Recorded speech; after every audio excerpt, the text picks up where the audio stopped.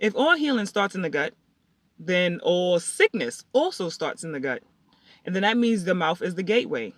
And if you have mucus right at the threshold, then everything that enter will be detrimental to you. It's like dietary suicide. Is it worth it?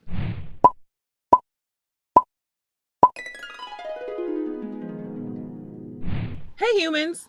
Welcome back to another episode of, I guess, a frugivore diet. Um, so another food that I started eating after I've been frugivore for a while, this is actually current or like recent within the last 2 weeks, is dairy. Deadly dairy. And you don't, for some reason, being healed, you really take it for granted because your body feels so much better and it kind of slowly feels better, and you don't even realize that your body is reacting or behaving differently until you go back. So I was really taking being healed for granted until I went back to sickness. So dairy. What happened was I was drinking a protein shake that I bought, and I had bought 2 cases of them, and I started drinking them, and then like when you brush your teeth, that look like that phlegm that comes up every morning.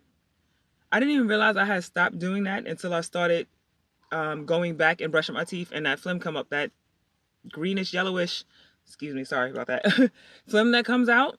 I thought that was normal. And the reason I thought it was normal is because like I did it every single day of my life that I can remember. And then you don't realize that the reason why I've done it every day um, since a childhood is because that's basically the first food parents give their babies for nutrients is dairy in their bottle. And I thought I was just being dramatic. You ever hear like babies and they're like laughing or talking? Just their breathing sounds like congested. And not most, but many babies that I hear just breathing or laughing, it's just like, and they got this little cough. It sounds like they're trying to cough up phlegm. And yeah, I'm not saying parents give their, okay, I might be saying parents are giving their children, I guess, deadly dairy because it's been advertised as nutrients or nutritious or vitamin D when you could just go outside and get 15 minutes of sunlight, which is natural vitamin D. And your body, I guess, operates off, I think, 500 functions operate off of vitamin D. So it is necessary, but you don't need to get it from cow's milk. And I probably want to give it to my children. So me being healed and starting to realize like, okay, mucus is coming from somewhere. Mucus isn't just random. Mucus is not supposed to just be in your body. Although you have a mucus membrane, that like foreign mucus is not supposed to be in your body. So where's it coming from? I went back and looked at that label.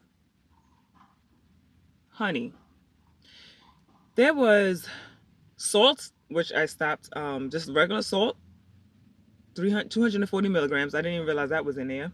There was safflower oil, which I stopped consuming. It contained dairy, sucralose, even though I don't think all sucralose is made the same, but most of the sucralose is just horrible for you, especially if you're a woman that deals with cramps.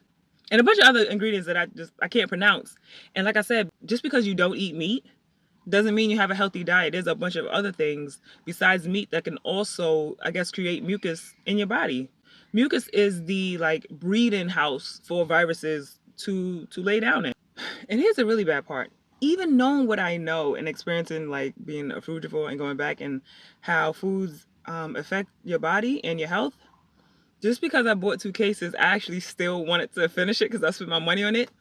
And my father was like, "Is it worth it?" And I'm like, "Oh, I mean, I know it's not, but it kind of is because I've already spent what it's worth, right?"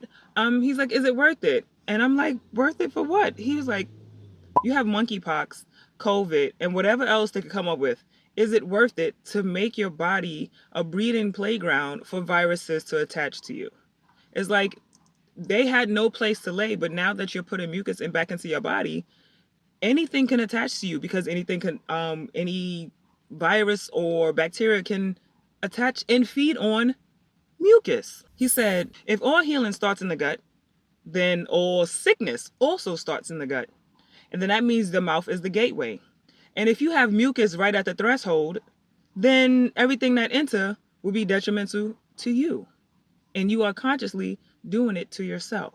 So in a sense, it's like dietary suicide. Is it worth it? And the answer is, okay, the answer should have been no. But if I'm keeping it truthful, I've drank like 4 more afterwards. And I cough up phlegm every single morning to the point where it's like my nose and my ears a little bit clogged. And I'm like, because I really like them and they really taste good. And I'm like, okay, I won't buy any more, but I still want them. So is it worth it? I ain't gonna tell myself because I don't want to lie. So that's your answer. I should say no, but I keep drinking them. So that's the information. If you know that viruses, and pus, there's a certain amount of pus that's allowed in dairy before you ever open it. So pus is literally the mucus of cows. So you're ingesting someone else's mucus or something else's mucus into your body, creating mucus in your own body. So the question from me to you is deadly dairy worth it? Is dairy worth it? That's the answer you have to decide for yourself. If you enjoyed this video, don't forget to like, comment, and subscribe, and share with Auntie and them. Bye, y'all.